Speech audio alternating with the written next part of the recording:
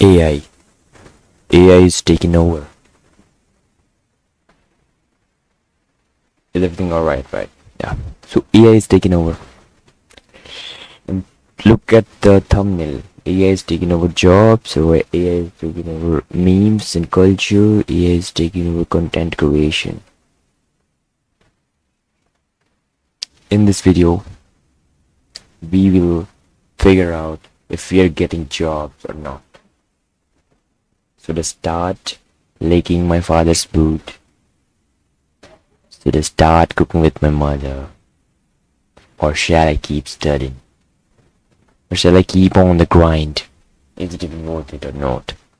Let's do that. After that, we will do the, the normal thing. Uh, React, Israel, Iran, whatever. Okay, yeah, I think so, right? I know. I'm live and I'm just perfect, yeah. Whatever. Zero viewers, man. Really. Let me check if the audio is correct. Perfect.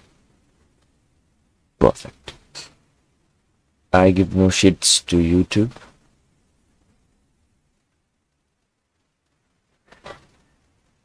But still I do live stream there. Oh shit, he heard me. YouTube heard me. Whatever. This is the video, by the way. This one's the video.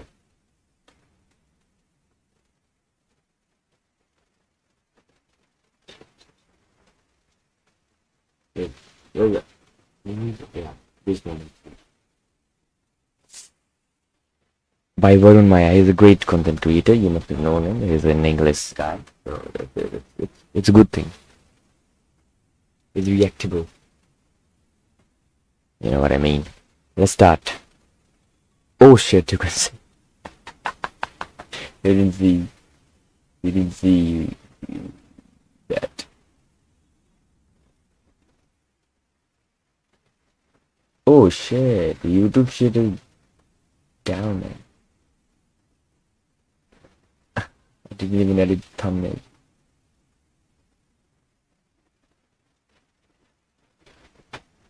Well, I will just put any random thumbnail on YouTube. Because nobody's watching there. Twitch gets some discovery. YouTube is bullshit. This live streaming scene on YouTube is just mujra. That we call that's what we call that in India. Mujra.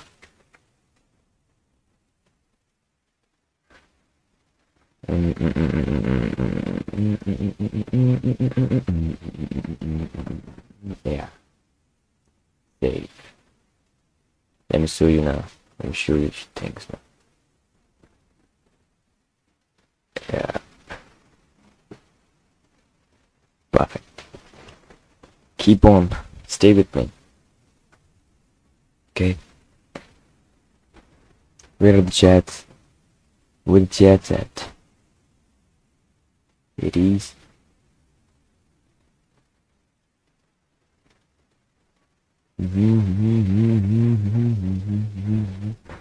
I know.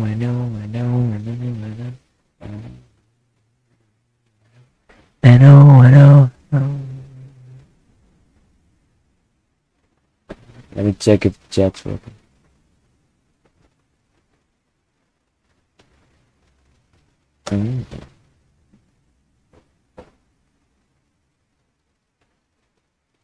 Twitch chat is working. YouTube one.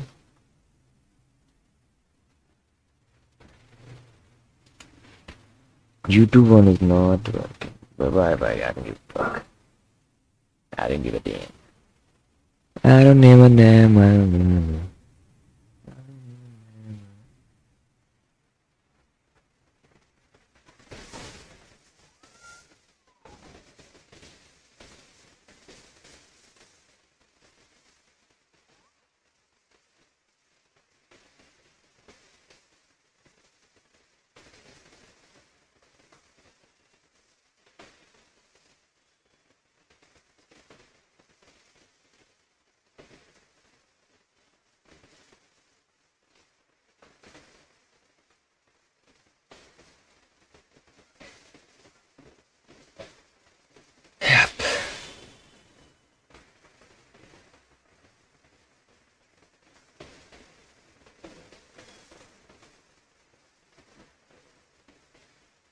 Alrighty. Let's start.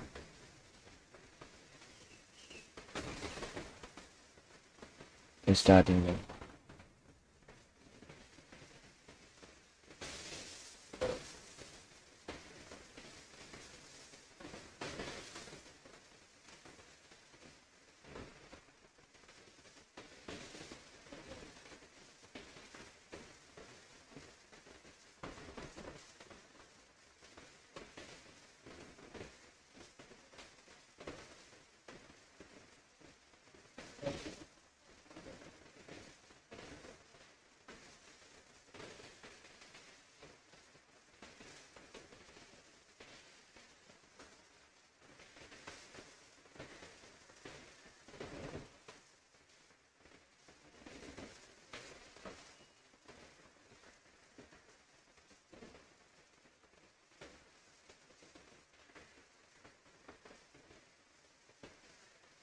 Yeah, got it. Incentives sorry, to you can't lie. listen to But the that. truth is, actually, in this case, Microsoft has all the incentives not to put out a paper like this simply because of the amount of fear and panic it'll create. And if you actually go through the list of these jobs, you'll see that it's very risky for Microsoft as a company to put this out because a lot of jobs that they say are going to be replaced are jobs that, in a way, their tool suite enables. So I wanted to actually go through the 40 jobs that are likely to be replaced and also the 40 jobs that are safe. Without much further ado, let's go to the 40 jobs that are first going to be replaced. Oh, it's Before we begin, it's I want to tell you the 7-month-old methodology video. used. They took about By the way, if you 200,000 don't know. anonymous conversations from Copilot of people asking Copilot to help them with their work, and then they looked at the work that Copilot did and tried to figure out did it actually do the work end to end or not. Then, depending on the user satisfaction of that work done by Copilot, they decided whether AI was applicable there or not. And at the end, they created this AI applicability score for each of these jobs, which is how likely is it that AI can do it end to end in the next few months or years. Anyway, that was the methodology. Let's get straight to the 40 jobs that AI can replace. By the way, theater mode is what a good thing. You know, whoever thought in YouTube, whoever YouTube employee, you know, thought about this theater mode thing was a gem. Needs a raise. He must have gotten raised. What am I talking about? Number one is interpreters and translators. Now, this makes obvious sense, right? The transformer is a technology. Bye bye interpreted. Bye bye. थोड़ी थोड़ी हिंदी आती है ना. Bye bye.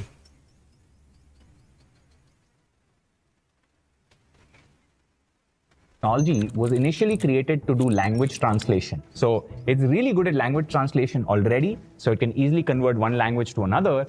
And when I was at Google I/O in San Francisco this year, I got to trial these glasses that they have that also do. He always mentions this. He always mentions this summit. Yeah. I think I must have watched.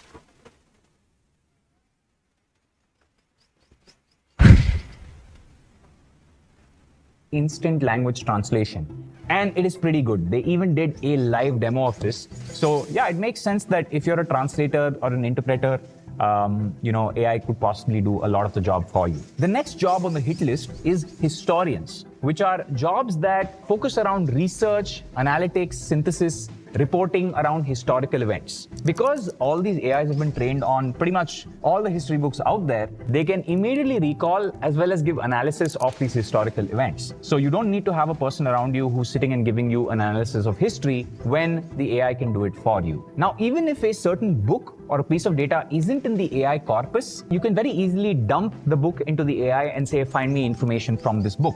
Next is actually passenger attendants, which is roles built around helping travelers, answering their questions, providing directions. You know, if you go to an airport, sometimes there'll be a person sitting there who's helping passengers go in different directions or telling the person you should go here or this is the flight timings or whatever. It is very easy to feed those flight timings or even the train timings into AI and just have it answer these questions for you. Eventually, it's just going to be a kiosk that you talk to and it'll give you the answers. Or you know what? It might not even be a kiosk. As long as you have the AI glasses, And even Mark Zuckerberg came out recently and said that they're really going to focus on the glasses, right? Even Google is, like I told you. So it is going to be obvious that it's directly going to connect to the flight APIs and tell you where to go. So you probably don't even need to talk to an attendant there. Next is sales reps, but a very different type of sales rep. This is a sales rep whose daily work is writing proposals, explaining services, and persuading clients and responding to objections or queries. This is not the sales rep that will meet a client in person and then convince them of something. This is a person who's doing some of the back office work for sales. So, of course, a lot of this process is writing proposals and emails, a lot of cold outbound emails. It seems that AI is pretty much on path to replacing. Remember that a physical sales rep who goes, shakes a client's hand and tries to convince them of something seems to be a safe job. Next is writers and authors. So whether you're writing Bullshit, books, he's just covering it up. articles, scripts, essays, it feels like AI will sort of take this over. And I think this is a rising tide phenomenon. You guys are gone. Whoever talked, whoever like managed it, whatever it is. Management is gone. That's what I can say. I also did a research by asking ChatGPT. Here, Microsoft published a paper in which they mentioned which are the jobs that aren't going to be replaced. They pulled out the end calculation metrics about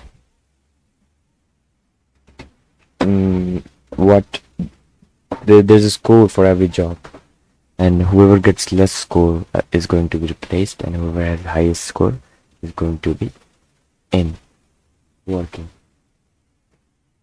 So most of the jobs were that had no brainy job, dead brain jobs like masseuse.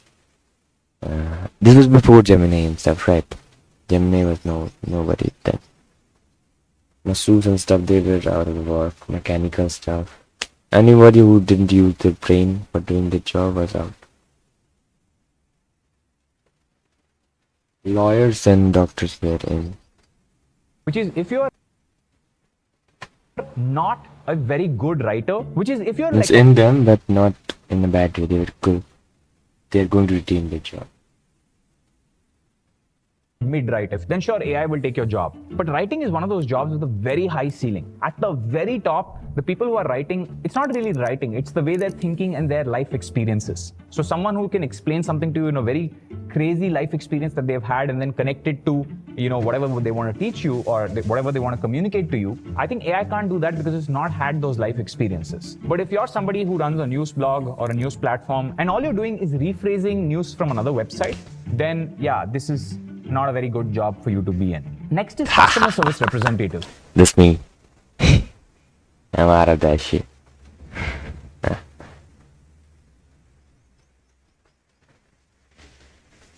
Which is a role focused on answering customer queries.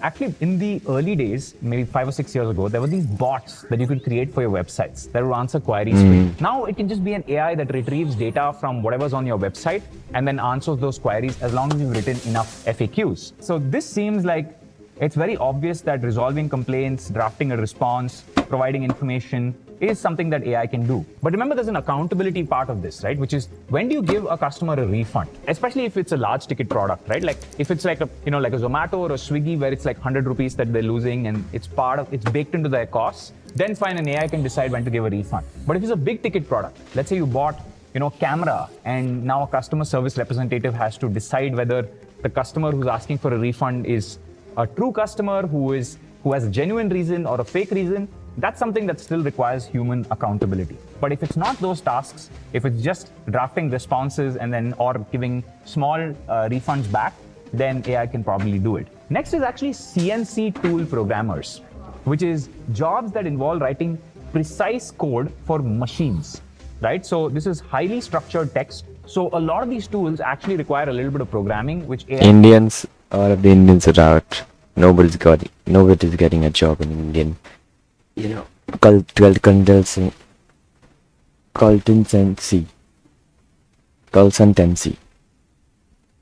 companies are doomed.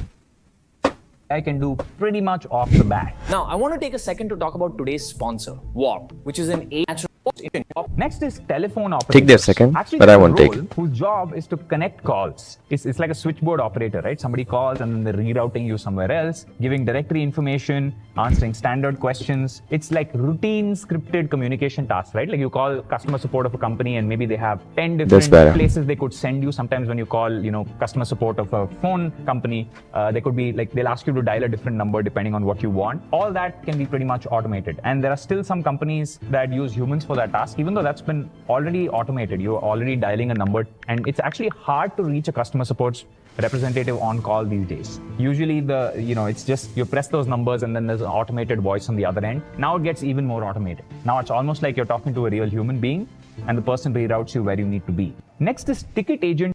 That was obvious, by the way. There was nothing special. There was going to be anyways. You know, call all the Indians are getting shushed. India is doomed, man. India outside. India is doomed. And travel clerks. There is an entire role of a ticket concierge whose job is to help you book travel, tell you where you should stay, plan your trip for you, provide information, handle all your common requests. And all of this requires structured language, right? Which is, where do you want to go? Like, what kind of, do you want a summer vibe or do you want a winter vibe? Are you traveling with family? Here's an itinerary for you.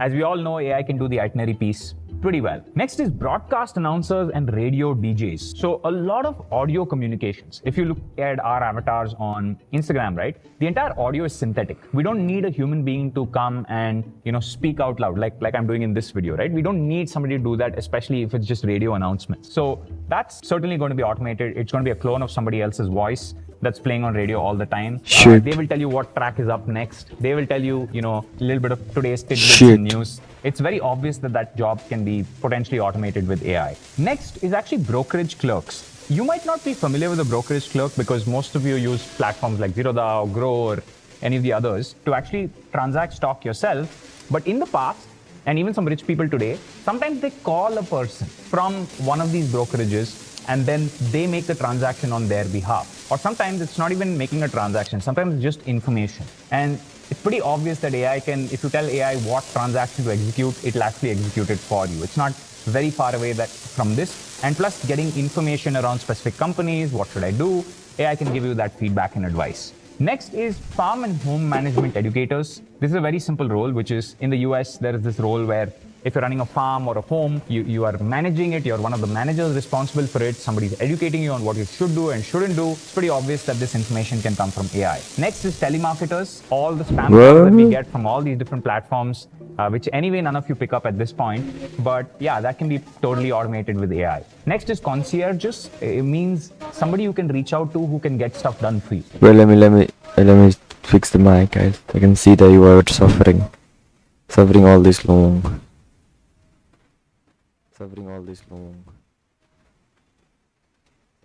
It's alright now? Is it alright? Yeah, it is.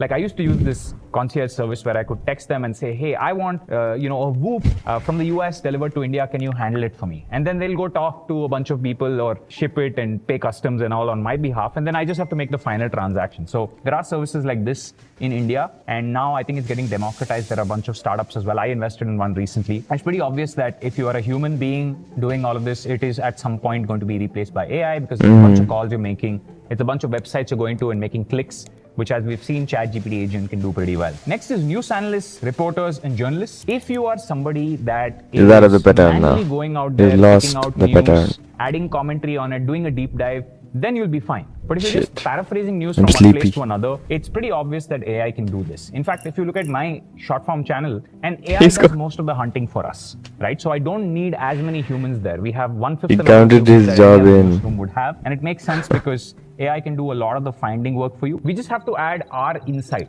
or our viewpoint on some existing piece of news, right? That's where our creative modification lies. But there are lots of other companies that don't actually do that, who just take something that happened from Twitter and just post it and say, here's what other people said about it. They don't give their own opinion because they're, it is kind of risky for some of these news companies to give their own opinion on news because they're not individual creators. In fact, AI already does it. It doesn't mean that the news platform is going to die. Don't get this wrong. It means that the job of a person who's taking news from one place to another is gone. The news companies will continue to do it using a bot, and we've seen a lot of this with even with Indian news. There are lots of bots running right now that will take interesting information and then just, write an article on it immediately. There's no human involved. Next is mathematicians, which is crazy, right? Because if you look at 3, 4, 5 years ago, we said, hey, AI can't do math. And this year, both DeepMind as well as OpenAI have won the IMO, which is the International Math Olympiad. So mathematicians actually do two things, right? Which is at the base level, they're probably teaching or, redoing a proof that somebody else has done. And at the highest levels, like if you look at a Terence Tao, right? They are formulating new proofs. They're coming up with new ways of looking at the world. And I feel like the second part is obviously not going to be easily automated, but as AI keeps getting better, what's the first one? That at some point it starts. What's the first one? Two things, right? Which is at the base level, they're probably teaching or, redoing a proof that somebody else has done. And at the highest levels, like if you look at a Terence Tao, right? They are formulating new proofs. They're coming up with new ways of looking at the world. And I feel like the second part is obviously not going to be easily automated, but as AI keeps getting better, it's very likely that at some point it starts generating the proofs by itself. No, mathematician is not a very safe job according to this study, at least. Although I believe there are two kinds of mathematicians, and the second kind are, we still need a lot of them. Next is technical writers, which is you build something and you want documentation around it. Today, if you write a code base, then you probably need docs around that code base for people to interface with it, somebody using your API, somebody using your SDK. But maybe I used the tags wrongly. That's why nobody's coming today. The title of this video says something else and the tag says something else. That's the problem, I guess, today far. I think in the future, technical writers who do this are not needed because the AI itself can go through your entire code base and then give you docs. It will tell the end user how to use your API or your SDK. It will tell the user what your idiosyncrasies are. It will allow the user who's using your API or SDK to actually chat with the code base and figure out, interesting ways to use whatever it is you're selling. So technical writers are not really necessary. Next is proofreaders and copy marketers. Somebody who's going through the document to see if there are spelling mistakes or grammatical mistakes. AI can do a fantastic job of this. Next is hosts and hostesses. Now, it's not very clear here whether it's an air hostess or somebody hosting a party, but I feel in both cases, right? Even with an air hostess, I really What don't a think AI can do the research. job. If you're taking a flight in India, you have no idea, right? Somebody might be pissing on the plane. Like we've seen crazy stuff. So it's a lot of having to deal with He's out of the research all thing. the time and He's angry just people, blabbering frustrated shit. people and flight delays, which I do not think He had to AI make would just do. a 30 Like if there was a 30 minute bot long sitting video like and that, just the customer would blabbering. take the bot and throw it out of the airplane, right? Like you need a human being who's empathetic and who can say sorry like a million times. So I don't think that's going to go in India at least. Next is editors. And this isn't video editors. This is the type of editor who would take a piece of writing and then make edits on top of it, right? So in a lot of newspapers, you have the editor whose job is to have this team of journalists under them. And then the journalist will write something and then the editor modifies it to make sure that it fits with the newspaper's narrative. So they think that editors are already using AI, which is improving the grammatical issues in a piece of writing, improving the narrative in a piece of writing. That is something that is susceptible to AI. Next is business teachers, because I feel like in general with teaching, AI can help you with a lot of specific, like let's say you have a very specific problem. Today, teachers can't do one-on-ones, right? So, and we made a video on this, right? Which is teachers just don't have the time to do enough one-on-ones in a day. They have to teach a class of 100 people. But with AI, you can ask really stupid questions and you can keep asking those questions till the AI helps Teachers you are and tells you, That's okay, cool. this is exactly what you should We do did, for your guys. specific situation or problem. We Next did is it. public relations specialists, anyone who's doing PR. Now, I feel like there's two PR. parts of being a PR person, right? One is writing out communication for you on your Twitter handle or on your Instagram or social media or whatever it is. But the second is also knowing journalists, because sometimes when you want that narrative out, the PR specialist has to go to a journalist and say, hey, here's what I'm thinking, here's what I'm doing. And I feel like that part AI can't do because it won't know enough journalists. You need to have built relationships with those journalists over time. And that's why even on the journalism front, right? If you're a journalist who's going and doing deep dives, who's doing investigative journalism, talking to people in the real world and getting some information, AI just can't do that. Next is demonstrators and product promoters, which is somebody who's doing a demo of a product. Now, this depends on whether it's physical or digital. If it's digital, it makes sense that AI can do it. If it's physical, then you need a real person there, right? Next is advertising sales agents. And I'm going to go slightly faster here because some of these you already know. The next is new accounts clerks. So if you start a new account, how do you help you with that new account? Like where do you go? What should you do? Next is statistical assistants.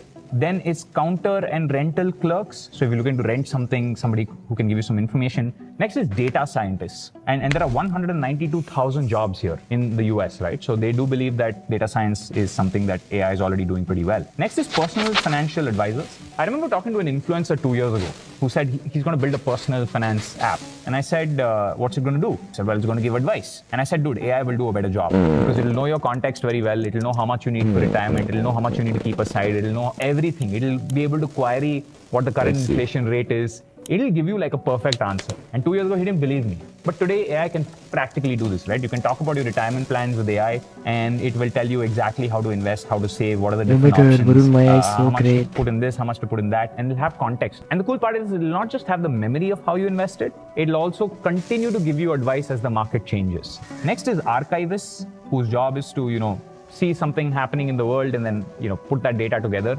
Next is economics teachers, which is pretty self-explanatory. The next one is... Shoot. Economics.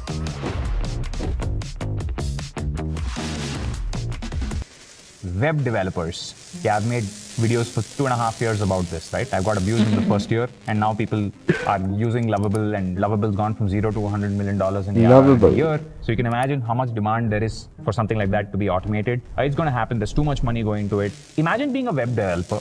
And sometimes I see this in my comments, and I'm just like, maybe you don't understand the relative scale of things, right? But here's a company like OpenAI going out and making a $500 billion cluster to take on the problem of writing code. Because that's very critical, right? For you to achieve the singularity, for AI to improve by itself, it needs to be able to write code. So they are going to solve it. And then there's Meta, who's dropping like $100 million or $1 billion.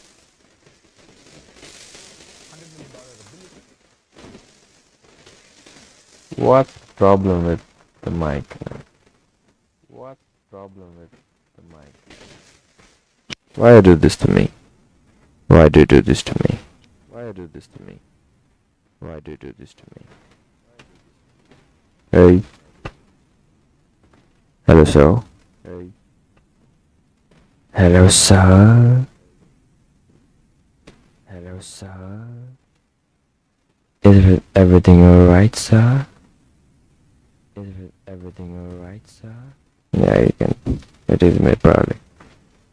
$1 salaries for researchers to come. I will just keep speaking. Why do you feel you as a web developer are going to be able to compete in the next few years? A lot of life is knowing what battles you can't take. So a very important way to think about this is, and there's a famous song somewhere, I can't recollect the name, but the idea goes something along the lines of, Lord, please give me the strength to know what I can and cannot battle, and for me to avoid the battles that I should not be battling or that I have no chance of winning. Right? It's about guiding me along the path. And a lot of people, and maybe it's ego, right? Like at this point, from the comments, it just feels like ego, right? Which is, hey, I've studied this for so many years and I'm good at this. How dare AI be better? No, it's not better. Like whenever somebody ignores obvious evidence in front of their eyes, it actually comes from a place of ego and insecurity. But I'll tell you a truth about life as an entrepreneur versus having a job, right? As an entrepreneur, you could do your best work. You could be really good at what you want. But the market simply might not support what it is you're building or selling, right? That's the truth. Like you could be very, very good. You could have a great product. You could have great marketing, but the market just might not want it. Or like if you built a social media platform today, it's very, very likely no matter how much money you raise, no matter how good your product is, you will lose. Because there are already winners and they already have that critical mass. But wisdom, and something I learned in my 30s and didn't have in my 20s, is knowing what battles not to take. On Twitter, there's a post from me in 2012 about teaching people how to use Heroku, PostgreSQL, Ruby on Rails. I was doing web dev at that time, right? And I've literally written a tutorial about it.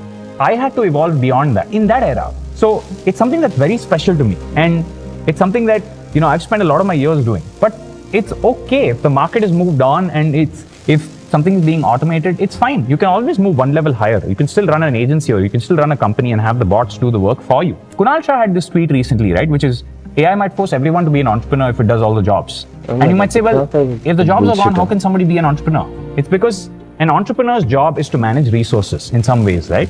And to know what problem statements and what markets to enter and what markets are too competitive or there's no money in it, right? And I think there will still be web dev companies and web dev agencies and the lovables of the world. I don't know if there are going to be as many web developers. So either you move one level up and say, I will manage these agents who are web devs, or I'll manage humans who are web devs, or you move a tangential path and say, this is not for me, I still want a job, but this is probably not the path for me because it's too competitive. I can't compete with a Meta throwing so much money at this, or an OpenAI building such huge clusters to solve this problem. It's not a good place to be. Next is management analysts, which are people who give managers advice or companies advice on how they should run the company. Yeah, AI can pretty much do this, right? If you give enough data about the company, AI can tell you what you should or should not do. Next is geographers. Then it's models, and this is like fashion models, right? Which is obvious. We've already seen a lot of newspaper ads where it's like good-looking model, but it's not real. Next is market research analysts. Deep Research can already do market research very well. And this is, by the way, this has 846,000 people in the US. Next is public safety telecommunicators. Next is switchboard operators. Then there is library science teachers. Again, teachers. If you notice, the thing that ties all of these roles together is they're all communication and language or writing oriented. Even being a web developer, in a way, is language. You're still telling the browser how a page should be rendered. So as long as you're doing communication, especially communication to other humans or to computers, those jobs are most in threat. But the nuance here is if you run a company, let's say you run a very big data science company, or you run a very big web development company, or you run TCS, you will still be probably fine. Because all you're going to be doing is switching out the human from the job role with an agent. That's what you're going to be doing. And that's why a lot of really smart people across the internet now, a lot of founders I know, are starting to talk about entrepreneurship as a necessity, which is a lot like the early days where either you were a blacksmith or a farmer or something, but you were an entrepreneur. You produced your own output. So whether you used a tool or whether you used your hands, it didn't matter. If you were responsible for growing oranges, as long as you produced the oranges with a tool, with a hand, it doesn't matter, right? You were responsible for giving the market oranges and people would buy oranges from you. So the data science company that's offering data science as a service to their customers will continue to exist, right? But they will probably look more like a product company than a services company, right? If you look at EOS, it's kind of the same thing with content, right? AI automates a very big chunk of content creation. So we said, we have to play one level above and be the content company where we'll use a mixture of human beings and agents to do what we're doing. And therefore, our margins are a lot higher than traditional agency margins. In fact, our company looks a lot like a product company at this point because it's mostly tools and agents going off, doing their thing, coming back with human supervision. And across the world, there are a bunch of companies doing this in different spaces. So TCS can actually lay off 2% of their entire workforce, which is 12,000 developers, without actually losing productivity. Okay, like this is more interesting Gentle senpai, than like, hello. The next opportunity where it's like this represented a much larger like potential opportunity for us. So Sorry, not gentle senpai, genty senpai. Hey.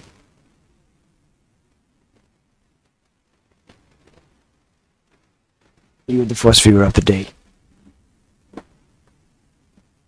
Let me talk to you. How are you, genty senpai?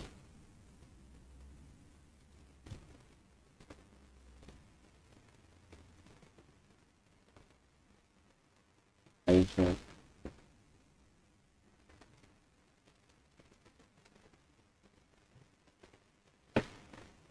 Is there anything that is troubling you?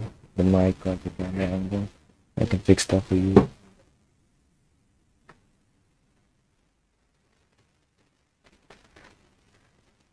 Oh, you're gone already, I guess.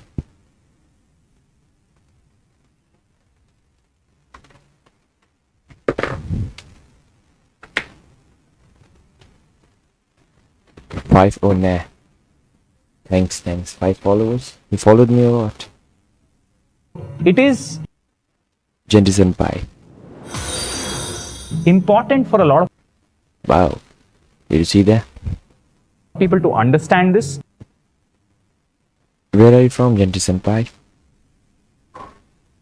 And can I call you Genty senpai? Or is there any other name that I can call you with? Because if you were running a small web development India? What part of India? agency and you were known well for it, even if you had 3 clients,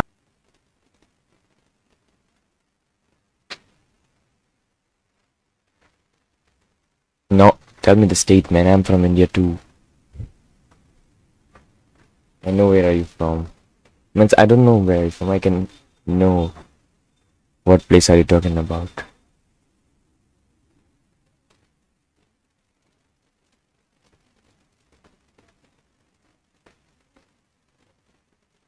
Nah, bro, you state that which part? Huh? What do you mean?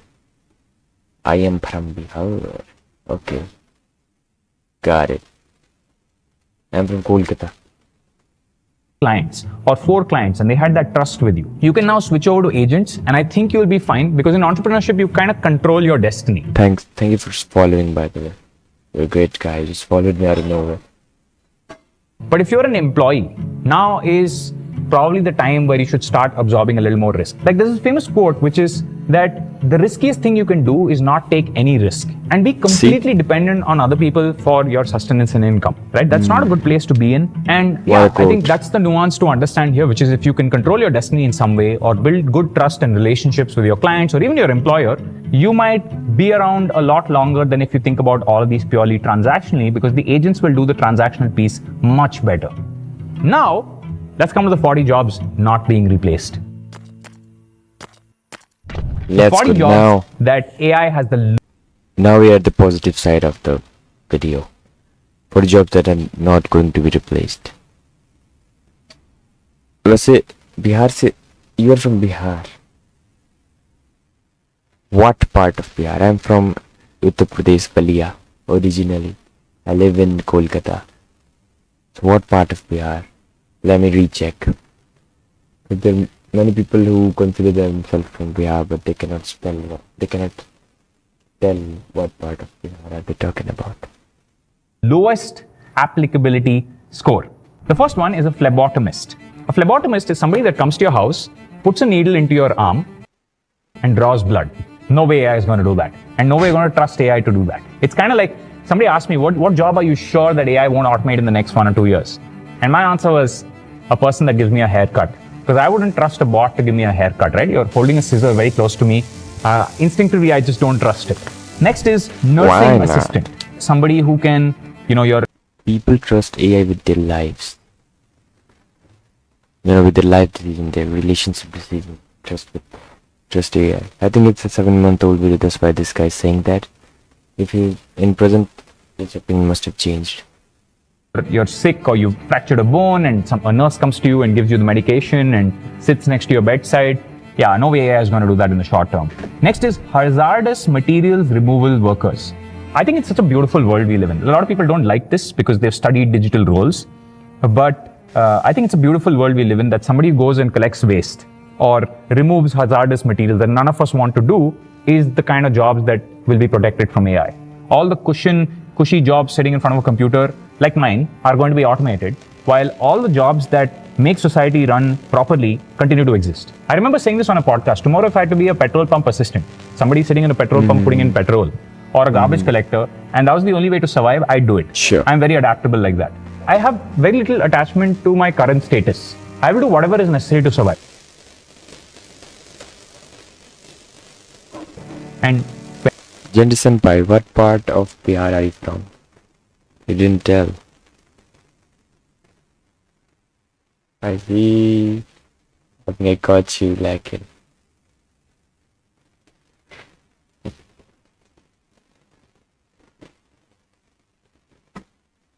when you've been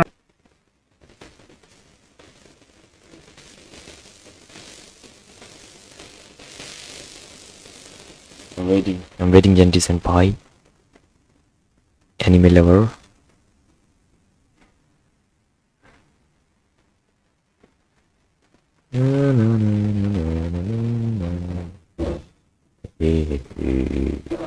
Hello. Thanks for following again.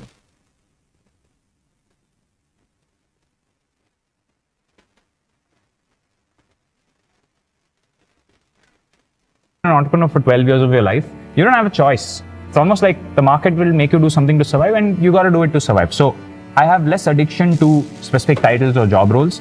I care more about how can I continue to exist. And if I have to be a hazardous materials removal worker tomorrow, so be it. Oh my God. Kashmir से हम भाग के आए थे तो mummy और मैं और पापा. Next is helpers, which is painters, plasterers, people who come to your house and paint. Next is embalmers, right? Somebody, when you die, they embalm you in the US. Next is plant and systems operators. Somebody who's in a factory plant, who's operating systems. Of course, makes sense that AI can't replace the job in the short term. Next is oral and maxillofacial surgeons, like dentists. Very likely that AI can't take that job. I wouldn't let a bot next to my teeth right now. Next is automotive glass installers and repairers. Next is ship engineers. Then there's tire repairers and changers. Then there's prosthodontists. Then there's helpers, which is production workers. Then there's highway maintenance workers. Somebody fixing a highway or a road. The people we all complain about, even though we don't know how hard their job is, they're going to be around. Next is medical equipment preparers. Then there's packaging and filling machine operations. Then Yes. there's machine feeders. Then there's dishwashers. The maid that comes to your house washes dishes. It's going to be very ironic that they end up having a job and many of us might not. Next is cement masons and Not concrete ironic at all. finishers. Next is Not funny supervisor at or all. firefighters. Next is industrial truck tractor operators. Then there's ophthalmic, which is eye medical technicians. Then there's massage therapists, somebody who's giving you a massage. By the way, a very interesting stat. Most of the top rated massage Okay. people on an urban Probably. You know what? I maybe stated all the parts wrong in the beginning of the video. It was quite the opposite. clap. It was almost You know, correct, but the masseuse part was definitely wrong. Rarely I will get a massage and then I will ask the person how much money. It's kind of like I ask them how well they're doing, right? How much money they make. Like, and I asked this to everybody. Like in New York, I asked a taxi driver this, and he said he was making 1.5 crores a year, which actually turned out to be true because I asked multiple taxi drivers in New York how much they were making. Damn. They all make way more than than you expect them to make. But the massage therapist, and this is what surprised me, in Bangalore is making roughly 1.5-2 lakhs a month, which is not a bad salary. But again, it is an entrepreneurial job because there are some months where you make 2 lakhs Yep. and some months where you make 0, Yes, right? yes, And this is definitely. the thing, right? The more discovery you have, the higher up you are on Urban Clap, the more likely you get visibility, the more likely you get orders. So entrepreneurship has a very strong relationship with distribution. The more distribution, the more eyeballs you have, the more likely you will get more orders and more deals, right? In our business, it's deals. In the massage business, it's getting clients. And I wouldn't be surprised if the top So how can I distribute myself? Is that the question? Question is distribution. If I learn distribution, I will be able to learn entrepreneurship, a little bit of that, and it will help me in this Twitch thing they should. Yeah. rated massage therapist makes a lot of money, right? The person who's most visible and probably is booked out all the time. So yeah, massage therapists are going to be around. Next is surgical assistants, somebody who's doing surgery but you're standing next to the surgeon. Then there's tire builders, then there's roofers, then there's gas compressor, gas pumping station You mentioned tire builders for the third. operator, which one day I might be. Then there is people in the oil and gas space. Maids and housekeeping cleaners make sense. Like I'm really hoping they stick around while, a lot of the uncles and aunties who purposely keep them below a certain, range. I've seen that a lot. And that's very classist behavior, Yep. right? Which is, a maid shouldn't make this much money or this or that. Like, you know what? We are all subject to supply demand. The reason software engineers made so much money and the reason, content creators made some money for a while, it's all Because supply they are demand. in demand. Right? yeah. It's all, the world needed more software engineers. The world had space on YouTube for people to come out and do content, fine. But supply Yes. of good talent in many of the spaces that have given people that, the class that, I am better than other people, that goes away, right? And it goes back to pure economics, right? So if the demand for maids and housekeepers continue to go up while the demand for other roles go down, especially digital roles go down, I think it's a good thing. And I feel it will normalize this dignity of labor that India has never had. We need dignity of labor. If you go to the US, there's dignity of labor. A petrol pump person is seen in the Dignity of same labor. light as a restaurant owner, is seen in the same light as a software engineer. I think it's Yeah, important for us this to is have how that it should dignity of be. labor in India. And This is how it it should be, truly man. makes everyone respect each other a lot more, right? And so this weird new class system that we ended up creating. Then there is paving, surfacing people. Then there's logging equipment. Then there's motorboat operators. Then there's floor sanders and finishers, people who do your floor. Then there's pile driver operators, rail track laying, foundry mold and core makers, water treatment plant and system operators, bridge and lock tenders, and dredge operators. You know what this signals to me? This signals to me we're entering the era of the end of knowledge work. Because all the jobs that look like they're going to be automated are people who have studied something, who have knowledge in their brains, and who are communicating that knowledge and connecting things on a computer. That era is probably coming to an end. And I said this on a podcast with Vedant Rusty like 5 years ago, right? Or 4 years ago, where I said that it's easier for people to automate YouTube thumbnails. And this was before a time, we had all this AI technology out there, right? Because I had played with DALL-E 2 at that time. I had an early preview. We have so much more data on thumbnails that if you want to create a model on creating thumbnails, we can easily do it.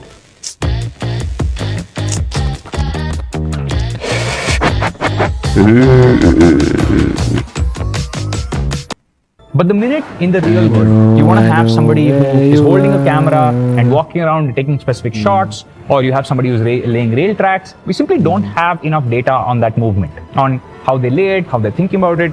But for a long time, I know why digital jobs have look cooler to everybody than physical jobs. Like, I'm pretty sure of why this happens, okay? It's because the people with digital jobs use social media far more than the people with physical jobs. And if you're doing a job, so they have data. You're going to make it sound cool. This is what you want right? to say. If you're, somebody who has access to media, who can create their own media and communicate well, then you can tell stories better. And the world is driven entirely by stories. So the better you're a communicator, the better stories you can tell, the better you're going to make yourself and your job look, right?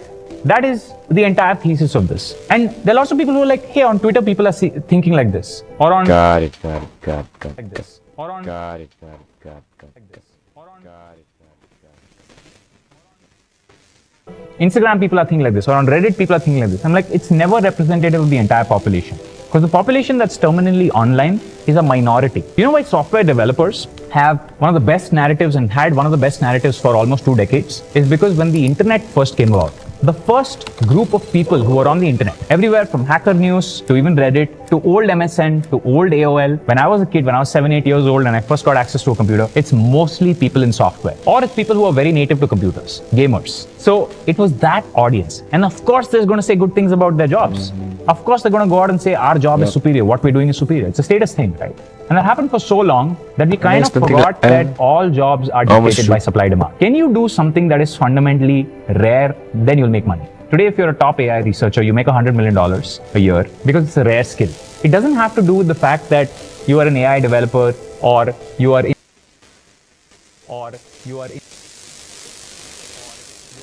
So there's definitely a problem with the mic. I'm tempted to tell this to myself that there is a problem with the mic and I cannot fix that.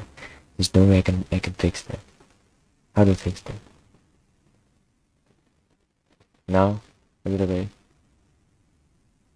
Please be okay.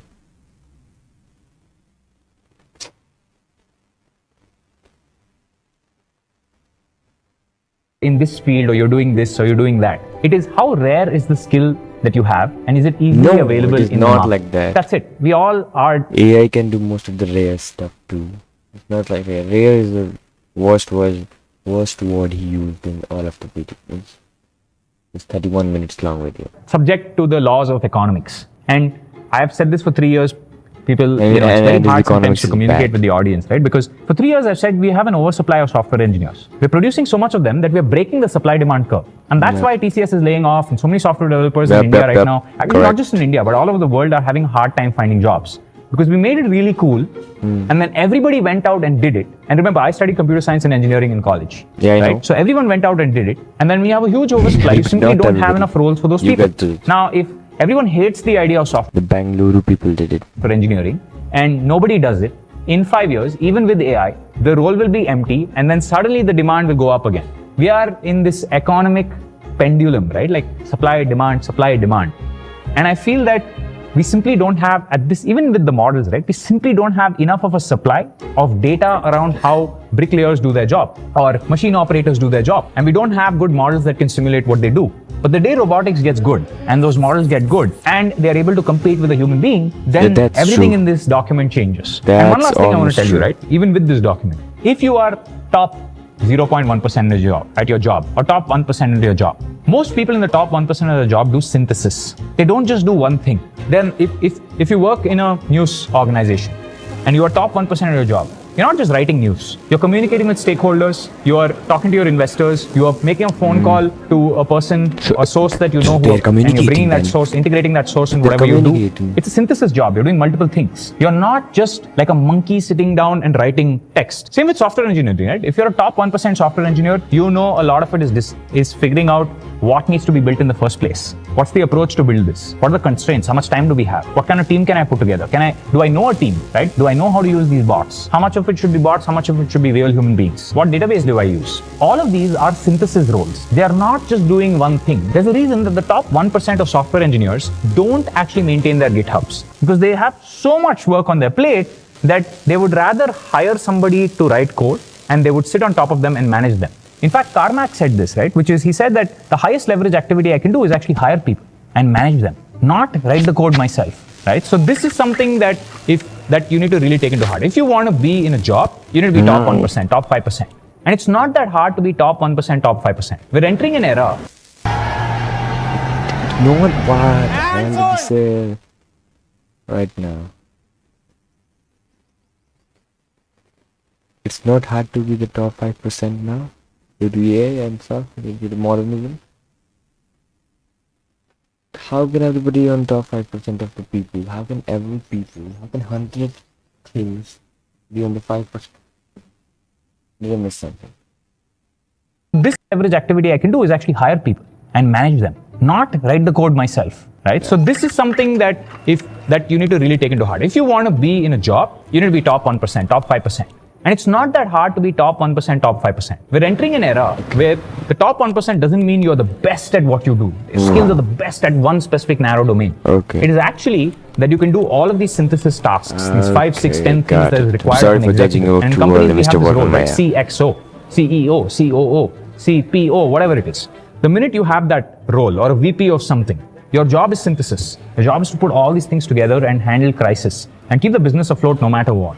You are tied to the outcome of the business. You are tied to whether the business does well or does badly. And people have forgotten this. We've had the people in HSR now who have spent 10 years in unprofitable startups. They've never worked in a startup that has made a profit. Yet every year their salary keeps going up. Nobody has stepped up and asked why. And EOS has been profitable for 3 years now. We've been profitable since almost the first week we started doing this, we've been profitable. And we're 400 employees now. It's a very different constraint. So my belief is the more you care about the outcome of the company, and Steve Jobs has a good quote on this, which is he said, between the janitor, between the cleaner and the executive, the person running the company, excuses go away.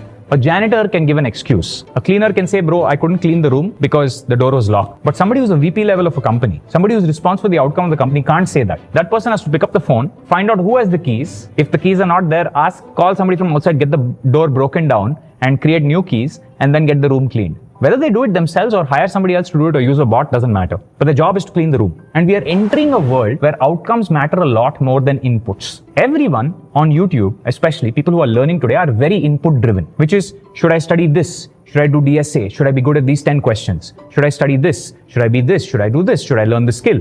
That era is over. Today, we're in the era of outcomes. What can you create? Like whenever somebody puts out a really good video, I'm like, oh, this person had to do these 5 different things to put out a full video. Whenever a person makes an app and they actually put out an output of their app, I'm like, okay, this person knows how to do this. That's why on Twitter.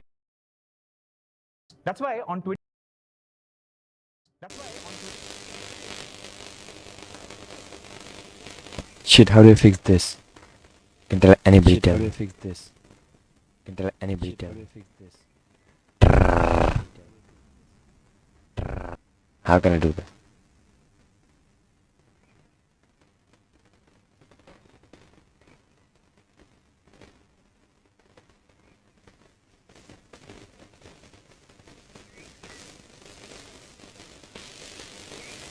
Because after -30 it is visible.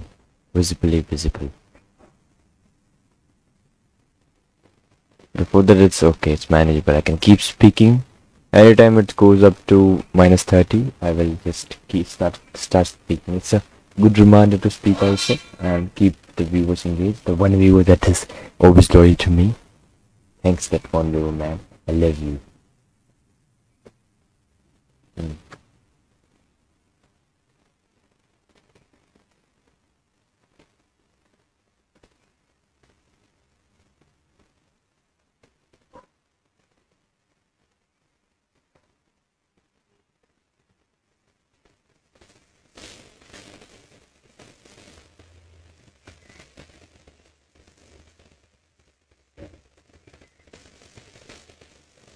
Yes, yes.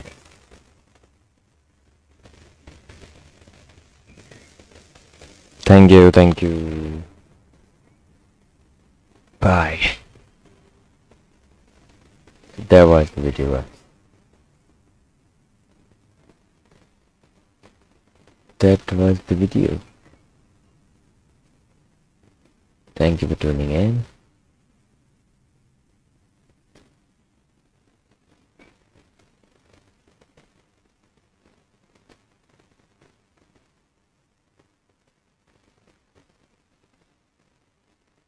Let me see if I have.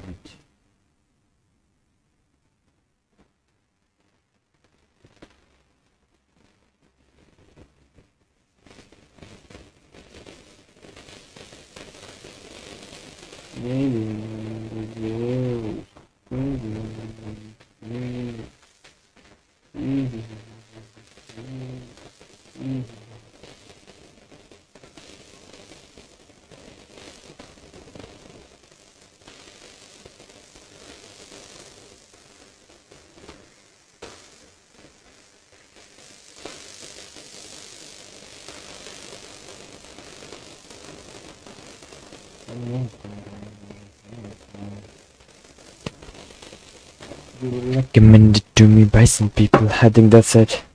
Thanks for tuning in, guys. Thanks for the follow. I got one follow today and almost one viewer, one engaging chat, one unique chatter, one unique follower. I don't think that's a W, but that's definitely not an L. It was good day, good session of I don't know what, how many minutes? How many minutes?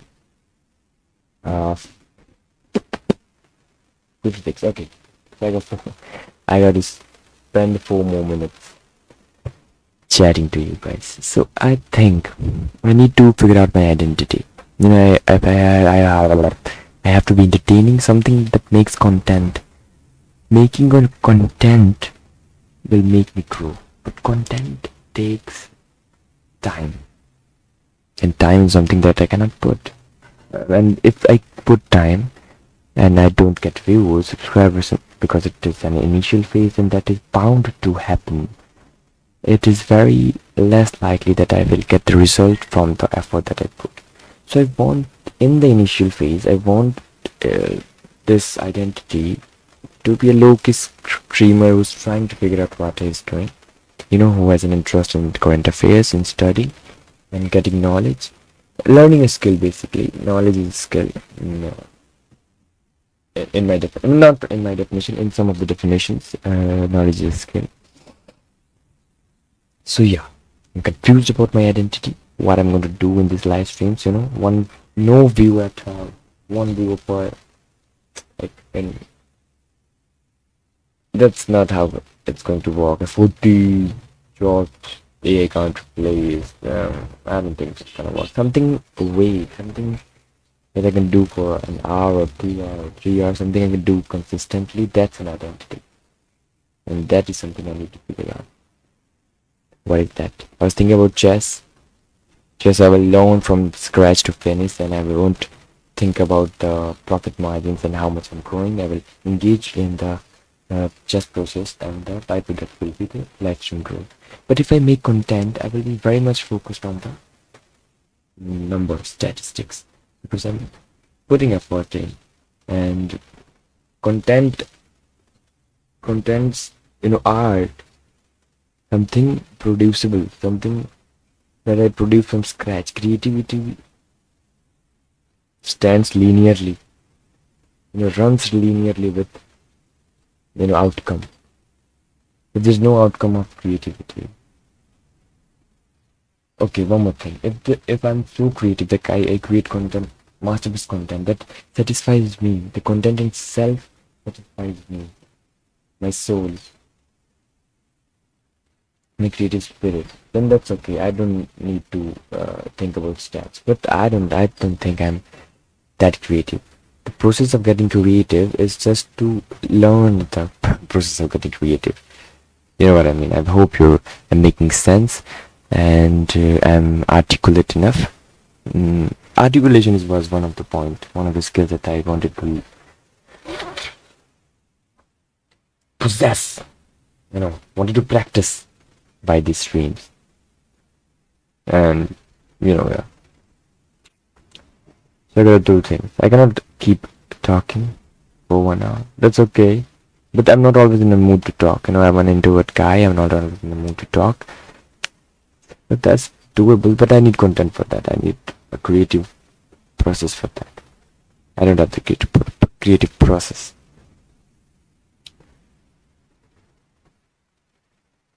Building the chess community will make me learn the creative process.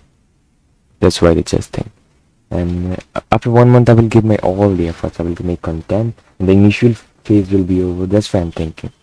1 month after 1 month from now, from 8th May or around that time, I have all the time this Twitch thing needs. Okay, but I don't have time to spare for that 1 month. The waiting period. I need to learn. I need to get better.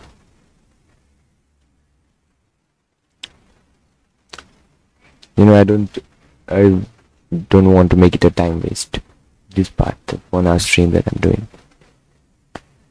Okay, whatever, man. I'm slowly gonna figure it out. The fun, if I didn't, that Genty Senpai didn't follow me today, I would be heartbroken. It was very tough. He just followed me and made my day and just left. What a guy. I don't think he was from Bihar. Many people think that I'm from India, and in Bihar is the state that commonly used as a fake place to be. Bihar is getting famous for some reason. I don't know.